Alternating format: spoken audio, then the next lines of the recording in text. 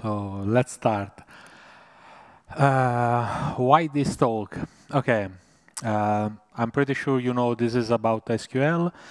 SQL is 43 years old language, and we still use it. And I recently saw the Stack Overflow survey for last year, this year, about the developers and what they use for language, and you can imagine what is the first most used language, programming language in the world. Anybody has ideas? Okay, so it's JavaScript, but the second one, when you press the button, this change? Yeah. The second one is SQL. So for some reason, a 43 years old is still in the second place, is the most used one. Actually, because it's has people that are dealing with no SQL database know the best language to work with data at the end. So at least to query the data. So we are going to talk during this talk about how to write a nice SQL for your colleague. So because it's let's start. So who am I? I'm Francesco Mucio. I work for Zalando. You know Zalando. I'm a BI architect, so I'm doing business intelligence stuff there, taking care of some of our infrastructure, helping people to do better things with, stressing less our databases or our tools, delivering more value from our data. But this is what I do now. I did SQL for many years. But actually, my journey to arrive to Berlin, where I work now in Zalando, started very far from here. Okay, so this I have to show you. This is me, actually. No, this is Bojack. I think many of you are here for the title of the, or I hope at least. Do you know Bojack Horseman? Yeah. Okay. So a bit depressing response, but it's expected with Bojack. So this is where I started. This is my hometown. Is Salerno. Is a city in the south of Italy. This is a picture. I mean, there is on the seaside. We show this because we don't like to brag about. On the other side of this picture, there is the Amalfi Coast. We don't show this because otherwise we stop there. So because it's in the south of Italy, there is no job there. So when I was about 20 years old, I went to do my first job in Brescia. Is a city in the north of Italy. There is the fog. There is nothing, but there is work for people that want to learn. I started as a C++ developer. It was many years ago. So there was this nice project to move some bank application from mainframe to the Windows world, because it was the time when Microsoft was rolling out Windows NT. So it was starting to be serious with in banks and business environments. I started as a C++ developer there, and I ended up doing Visual Basic. My part of the work was was taking time. I was doing loading the historical data. My project manager said, "You should do something." What can I do? People are using the system. Do a tool to check the logs. Build this with Visual Basic. I knew nothing about Visual Basic. So what I did, it was many years ago. Internet was not even there. There was some kind of internet, but it was on GeoCities mostly. So I was lucky. There was a room beside the room that was my office. It was before the open space frenzy where we live now in the future, right? So there was this room where it was like a Zen garden.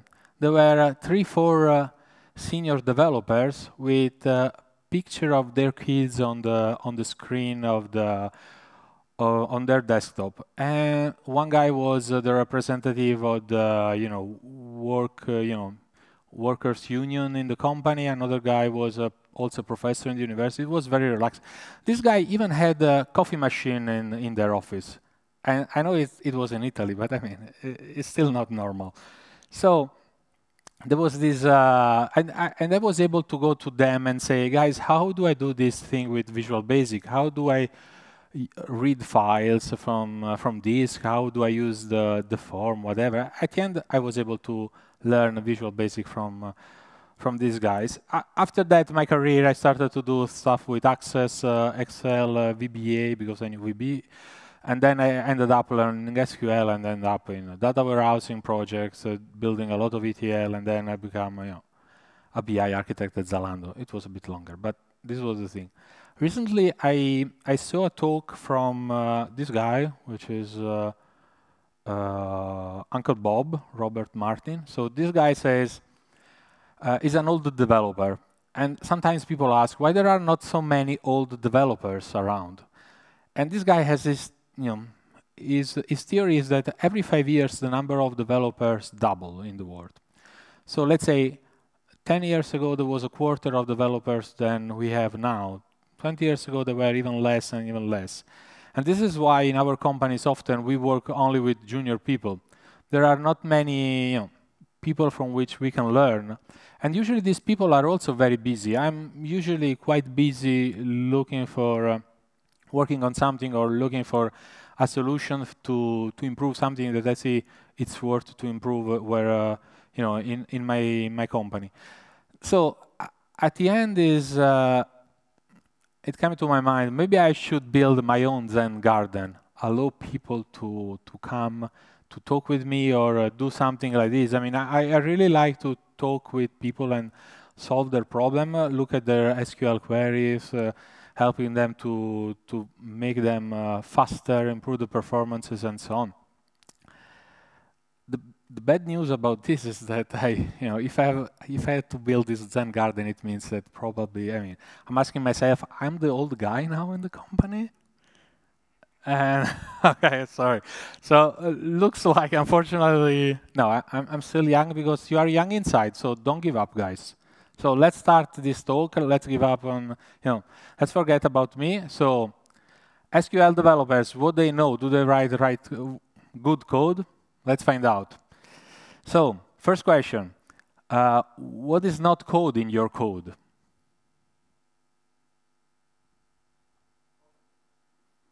Yeah, the comments. So this is SQL. You can write comments in this way, or you can write the comments in this way. So, okay, everybody is happy, right?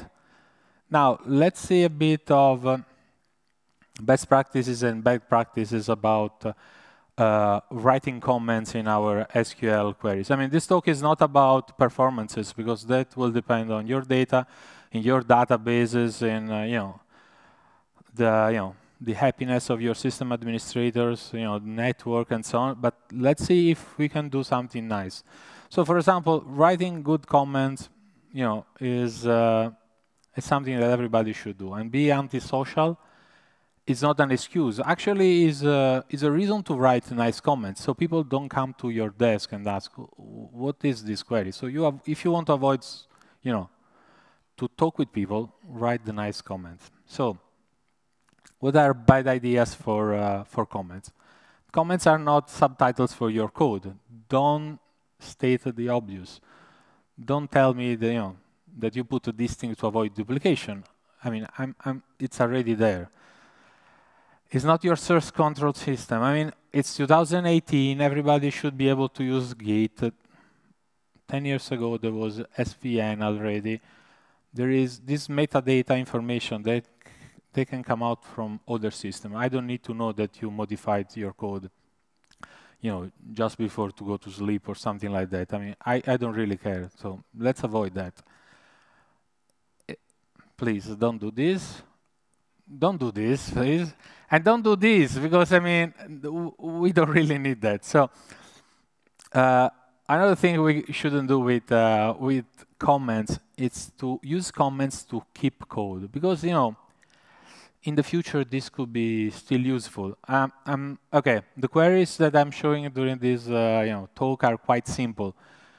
But you get the idea. So you have much more complicated queries, nested joins, subqueries, whatever. It's not really important what you have. But I mean, keeping code like this in a comment to keep the code that you are not going to reuse ever, or it's quite easy to rewrite. They don't add anything. So why we should use comments in our SQL queries? Okay, describe why you do something, not how. Because I know that you are doing these things, but tell me why you need these things there. Tell me what kind of data your query is extracting, transforming, or inserting. Consider your comment as a code smell. If you feel that you have to write a comment, this is valid for SQL, but for every programming language. If you feel that you have to write a comment in your query, maybe that query is not that clear. Maybe there is a better way. I mean, maybe it's too complicated. Maybe there is a part of that query that you are going to reuse multiple times. Put it in a view. You know, try to ask yourself, is it really necessary to put this comment here, or I can do something better to improve the readability of my query? If you do comments, try to extract your code. Try to use a common table expression, for example, if you want to do everything in a single query, or as I said, put this in a view. On this, have a slide. So this was a query, kind of. I removed many columns and multiple inner joins, join and join condition here. So there was this query. Actually, there were also some sub-query where this filter, this where condition was replicated. And every time there was some explanation here that this condition were the thing that we need to modify if we want to, for example, this is running now for the first 3 months of the year, but if we want to run for the second quarter, the guy that was, let's say, writing and maintaining this code was going to change the between and maybe the surrogate key for the shop. So at this point, extract your code means take it out, put it on top on a common table expression that it's called filter. So you can reuse this if you need for performance reason on some databases. Better to, for example, if in your subquery to put the where condition there to speed up the query, you can do this in this way. You have one place where you have the condition, and it's much easier to maintain. Also, I know that this is a filter. I don't need to comment this. I already know what is the purpose of this subquery, and I know how I'm going to use this in the where condition. So, quick tip about SQL. Please use standard SQL if you can, because everybody will be able to read it. And also, when you move database, it's also useful. So do not use NVL original, use coalesce, because it's standard SQL. It's standard since long time. Let's go with that. Substring, etc. So don't use Oracle syntax if you know. There is no need. Even Oracle now support other syntax. Code formatting. I see a lot of query running on my database. They are formatted really badly. The suggestions here are always the same with every programming language. Indent your code, follow a standard, indent your code, use proper aliases for your table, and again, indent your code. Because, I mean, if you don't indent your code, I'm not able to read it. I mean, I need to spend 5 minutes just to understand what you are doing. I don't care how what is your standard, if you prefer, capital letter or small letters for the keywords, but follow the same standard for the whole query if you are, showing, if you are using this query with, sharing with other people. So let's talk about this. Everybody knows SQL here, right? So everybody is able to read this query and see what's happening, right? Okay, let's try again. Now you know, now you see it, right? So it is a bit easier if you indent. When you have multiple query in when you have multiple tables in a query, I always suggest to use aliases, because if I'm going to to guess from which table a column is coming is not really the best thing. So indent your code. There are multiple ways to indent the code. This is the way I prefer to indent my code. Of course, no graphical interface tool will indent the code in this way, because I'm just crazy. And I was always thinking the time I spend pressing the space bar on my computer, I use this time to think about this query, how I can do better things and so on. No, the reality is that this is how my data grip, the tool that I use now to write queries, indent the code. I mean, this is another way. You can decide to indent the code the way you want. Learn the shortcut. Don't. It's just faster. It's not really. You are not really thinking about how to indent the code if you do manually or if you do with a shortcut. But the good thing is that you will get much more readability, and your colleagues will be much more happy when they will read your queries. It is strange, but we don't work alone in our companies. I don't know. So again, follow a standard. Whatever are the rules that you want to follow them. These are just suggestion, but it's let's say these are my preferences. Let's say something like writing inner join instead of join is just me. I'm again, because I like to press the space bar and pretending I type very quickly. One thing I want to highlight is do not use the Hungarian notation. It was invented in Microsoft for a purpose, because you need these initial letters to identify if a variable, for example, is an Excel spreadsheet or is a form or whatever. In a database, if something is a table, you don't need to put a T underscore in front of it. If you put a V underscore or a T underscore, maybe if tomorrow you change a table for a view, your query is not going to run. So please avoid the Hungarian notation. This, I think, is a best practice already for many languages. But whatever is the standard, follow it, and don't worry. Use proper aliases.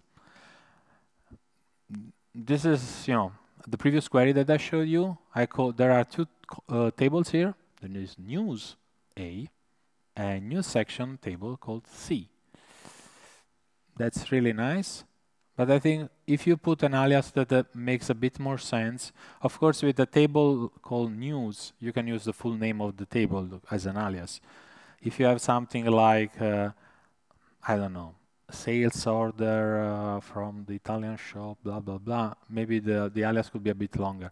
But try to make the aliases a bit more understandable. If I see ns.section name, I know this is from the news section. If I see C, I have to check in the, from and inners which table is actually C and which table is actually A.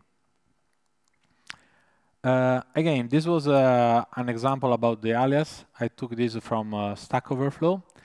The problem here was this guy had a gallery of images, and he wanted to return the ID and the description of the images, which had two tags, the tag hi and the tag A. So this guy did the join with gallery to tag twice and to the tag with the ID, and well, I'm even if it's indented, I prefer to write this query a bit like this. I think it's more readable. Again, this talk is about writing nice code, not the correct code. I will show there is a better way to write this query. So what I did was I changed the alias to something that makes a bit more sense, to tag1 and tag1 instead of what it was using, T1, G2T underscore 0. I ordered the join condition because also they were ordered in the wrong order. So sometimes you see the second table in the join that was the first column. And I added the comment just because you are doing twice the same thing. In this case, I wanted to separate the two things. The better way to write this query is actually this. You do only once the join with the tag table, and you put the term in, you do the having. In case you have concern about my ability or my SQL knowledge or skills or whatever. Another quick tip, when you write an insert into a table, put the list of the fields after the table name. You can do insert into table, and then you write values and all the values, so you write insert into table, select from blah, blah, blah, etc. But actually, if you write the list of the columns of the table so you write insert into column 1, column 2, column 3, etc., this will make your code more maintainable. It means that as soon as someone adds a column in that table, you see the error. Or you can see what column is missing much easier. Again, GUI of SQL clients, the modern tools, they allow you to do this very easily, so there is no reason not to do that.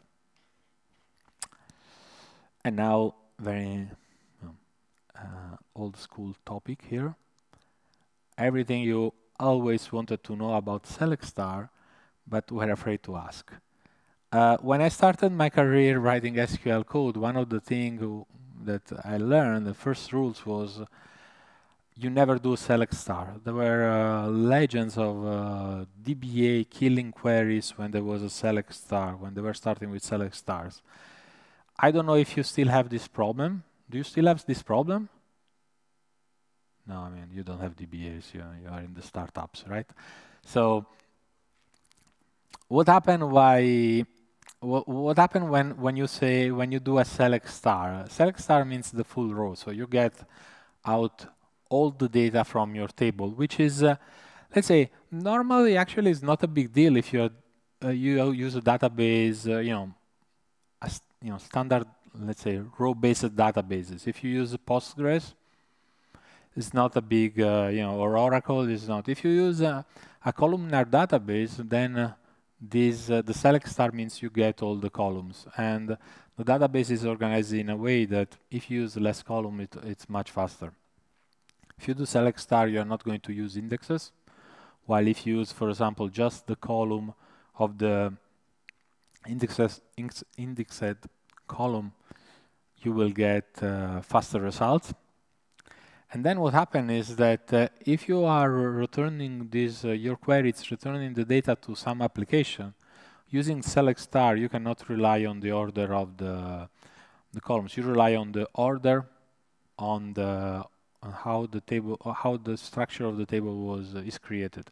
If someone for some reason decide to change the table, or someone for some reason you have a view, this view is modified and the order of the columns change, then you cannot rely on this. So if you are writing SQL code for an application, again, avoid the select star. I know that it's faster to write a select star, but in the long term, it can bite you on your ass. So when is okay to say select star? Because select star there are cases when is acceptable. When you do a count star, because in that case the star means the full row, and it's fine. The database is not going to return all the columns just to do the count. Usually I write count 1, and this works the same. But I mean, you can do with select star. It's approved. And when you do ad hoc queries, I mean, if you have a subquery, and then on top of this subquery you do select star, that's fine, because the subquery already selected the columns that you need. Again, the same thing as who is going to use this query. If the order of the columns will be important for the application using the data, maybe it's better if you keep if you write the name of the column in the query. This was not a thing when I was using Oracle. It was many years ago. I discovered that modern databases, you can write order by and group by using, you have 3 columns, you want to group by these 3 columns, you say group by 1, 2, 3. It's really fast. I do this very often, so I'm not perfect. I don't know. Is anyone perfect in this room? No. Okay, good. Because this guy will write every time the full list of columns automatically. Nice thing is that, again, modern tools allow you to expand automatically this the list of the columns. Also with select star, you can automatically extract, expand this. So again, please don't do it. It's quick when you have to do a quick query, but on the long run, it's not going to. You can have a problem with that.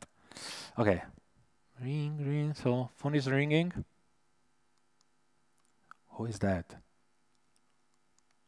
It's 90s. They want their query back. So this is the query. I mean, I know there are people writing queries in this way. Anybody writing queries in this way? I mean, I'm talking about the join condition. Who is doing join condition, join in this way? Really, nobody? I saw a few hands, but I mean, okay.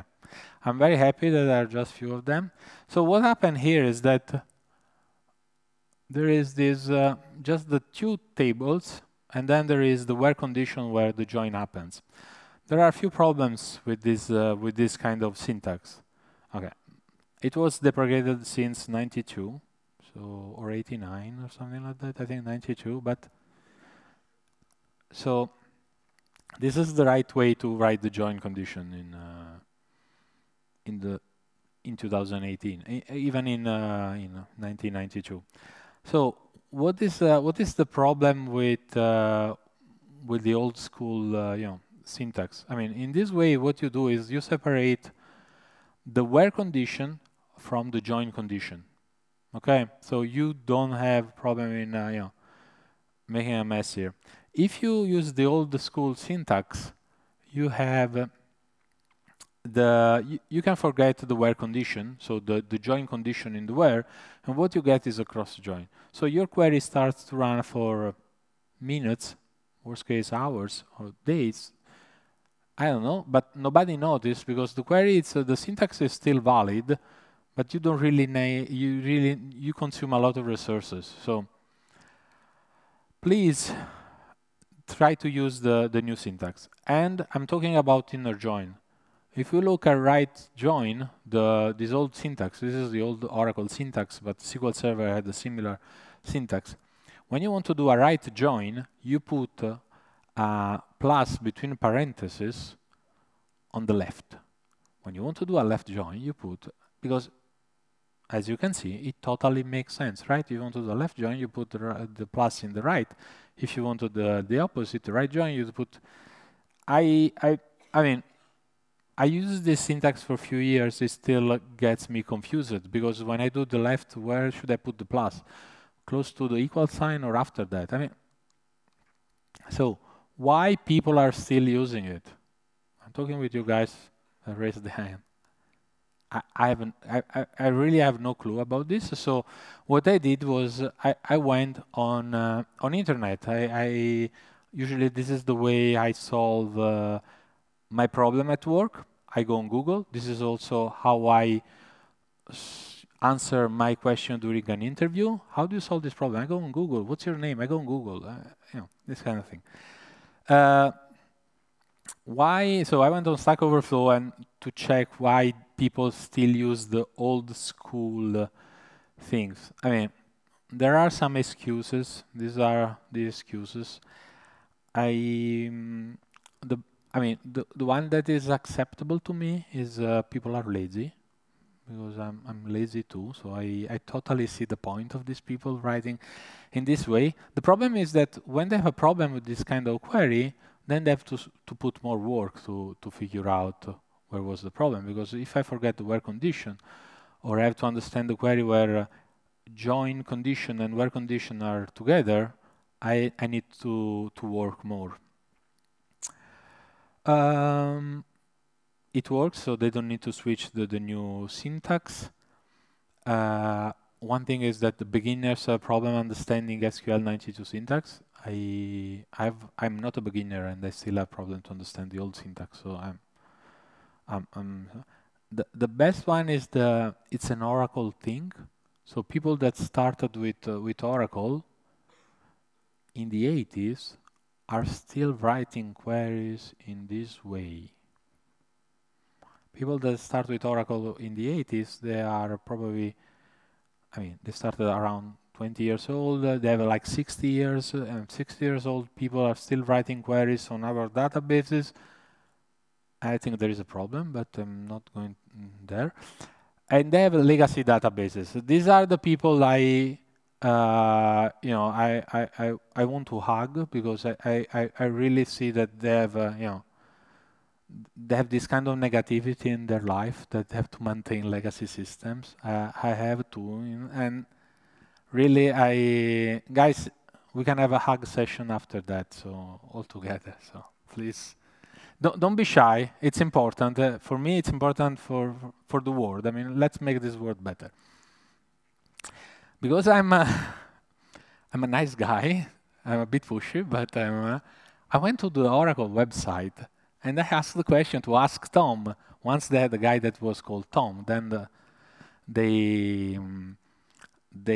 Tom left Oracle. He opened his own website, so they have now these peeping Toms in looking at our questions. So, as I said, it was last year. Sorry, I prepared this presentation for another event last year. I said, okay, we are in the second half of 2017, and people still think it's a good idea to use to write with the old syntax the joins. So, guys, what Oracle says, because if it's an Oracle thing, it say, no, it's Oracle. So if you don't write in this way, we don't offer support or something like that. So this was their answer, that Oracle actually recommend to use the outer join syntax. At least for the outer join, they say to use. I mean, if you use it for the outer join, please use also for the inner joins, because it's a join, so don't do. The most funny part is that there is a bug in Oracle, and if you use the new syntax from '92, it's pretty new. I mean, it's recent, right? The query rewrite, one of the features in Oracle, or a feature that they advertised like 15 years ago. So if you have a materialized view, Oracle automatically understands to use the materialized view, blah blah blah, and transform the query. It doesn't work. There is a bug in Oracle, but they are going to fix it. So even Oracle say don't do it. So if you do it, okay, we can. What other things can go wrong with the joins? The order of columns. If you have a join, usually you say from this table, inner join, this other table, put the column of the second table in the second position, after the equal sign. It makes sense. It doesn't happen all the time. Don't mix where and inner join.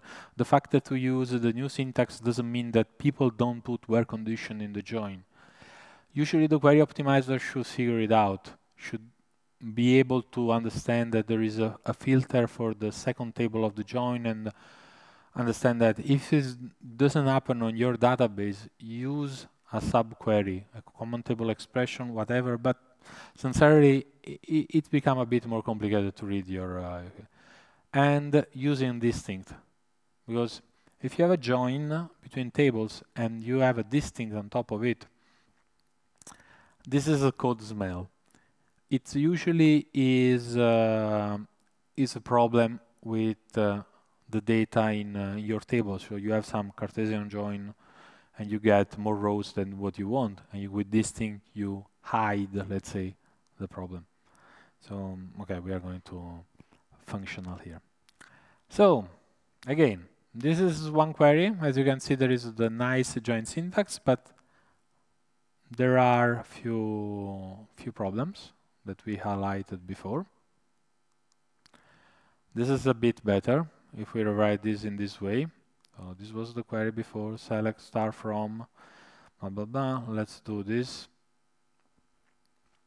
But still, this is, you see the difference here?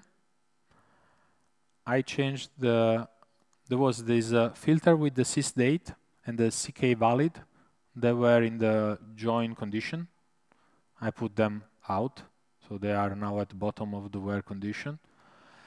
The two tables, TP, CK, the order of the column was inverted. It's not maybe a big deal here, but it can become annoying when you start to have a star schema with joins with multiple tables, when you have multiple dimensions and so on. And this was the last thing about this. This was a query that I saw during a presentation to the event where I went before. There was this example with a query that was passed in clear, and of course this was one of these not sensitive data. It was some health organization in the US, so they have almost no data there. This was the query that they had. As you can see, they use the old syntax, and they have this distinct on top. The reality is that they were doing the distinct, they are doing the distinct thing because out of this join that they had, they were getting all these multiple results, duplicated rows, and so on. So again, please look at your query, be careful, try to write better code, because you work in complex organization. There are other people that are going to look at your code. There are other people that are going to maintain your code. One of these people could be you in a month or 2 or 3, and you have no idea of what you wrote a month ago. So I hope this thing was some way useful for you, and you bring home at least something. If you want to bring home more, you can ask questions, and we can have the ag session later.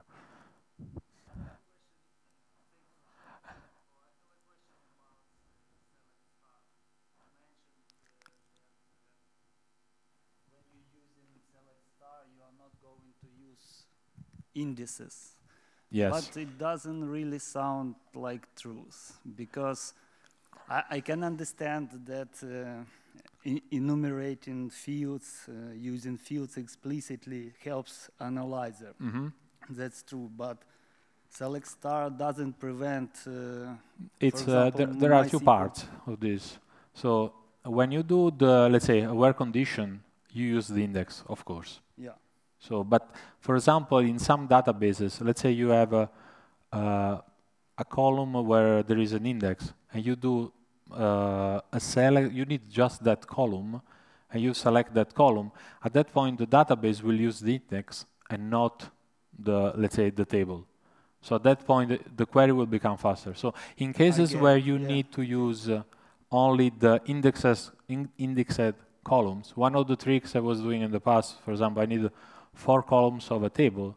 I was creating an index only for these 4 columns. So when I was doing the select column 1, 2, 3, and 4, which are indexed, it was much faster than... yeah, I get it. Then database doesn't need to get back to table itself. Exactly. So it's not going to take the full rows, but it's going to, at this point, hit the index, because it's actually, these are the columns in the index. Yeah, data will be fetched in one round instead of...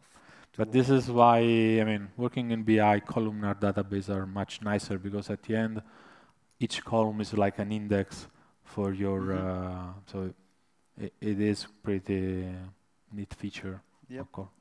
Clear. Thank you. Thank you.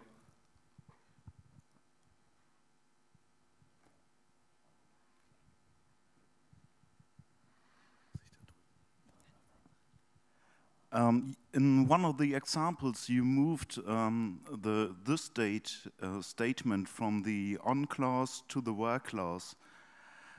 I always thought it would be faster and would minimize the data if you do the join as sharpened as you could, as you restrict the data and put the all filters in the on clause. I know optimizers will do this with the where clause, but why would you prefer to put it in the where clause? I mean, one of the things is that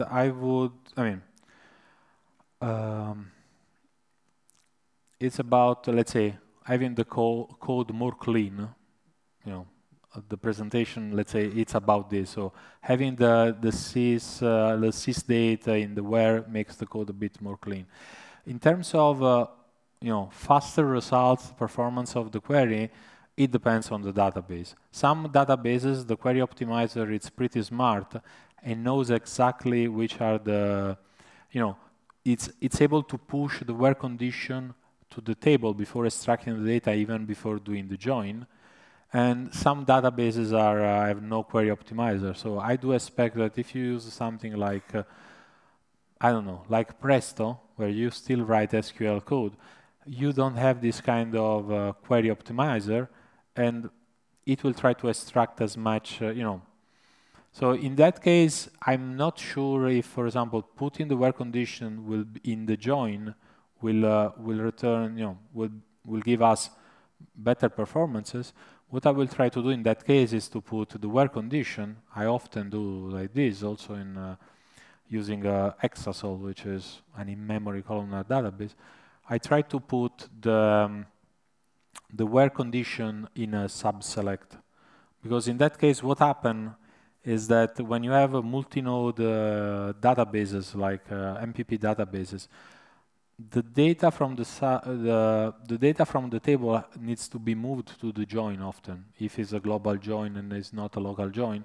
And in this way, with the sub-select, I can extract, I can move from the node to the other nodes only the data that I really need. And unfortunately, my human brain can see this and I can put this in the sub-select, but the query optimizer on the database is not smart enough to do these kind of things. It would be great if we shouldn't, we don't really need to care about these kind of things.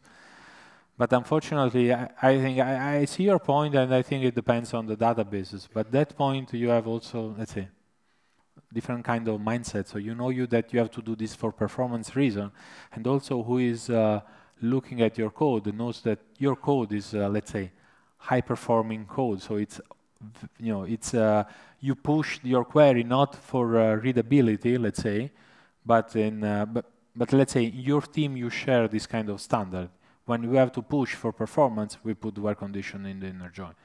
But at that point, everybody knows about that. And usually, if you need to do that, probably you have to do this for specific columns, like for the date, if your table is partitioned by date or there is an index on that column. Maybe I'm wrong, but I would say that there are possibilities. I'm not saying this, you have to go home and apply this and watch BoJack Horseman series. You can, but it's really nice. But the presentation is is not that cool. So. Okay, thanks.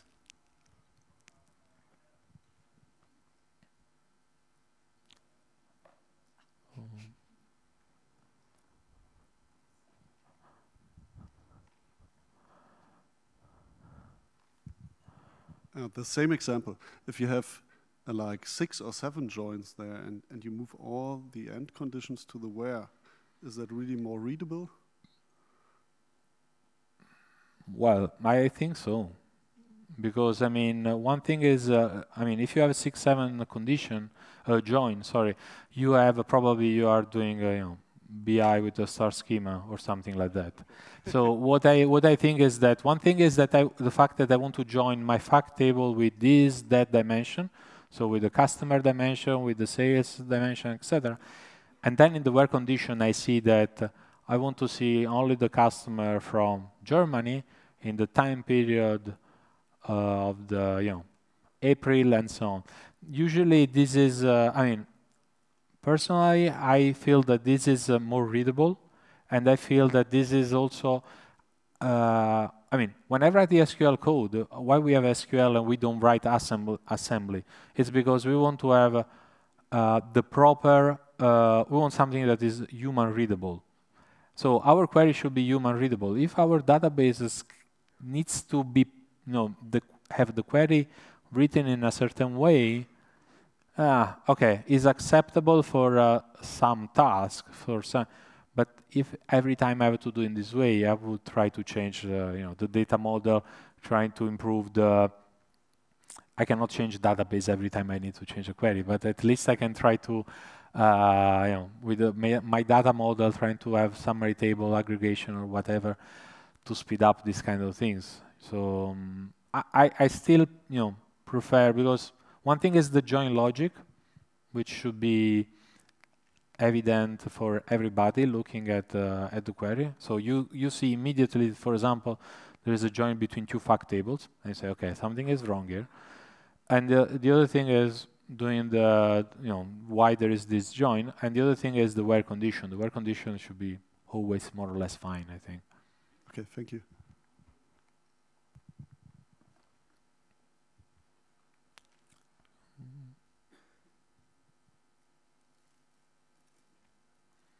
Anybody else? I don't really see anything from here.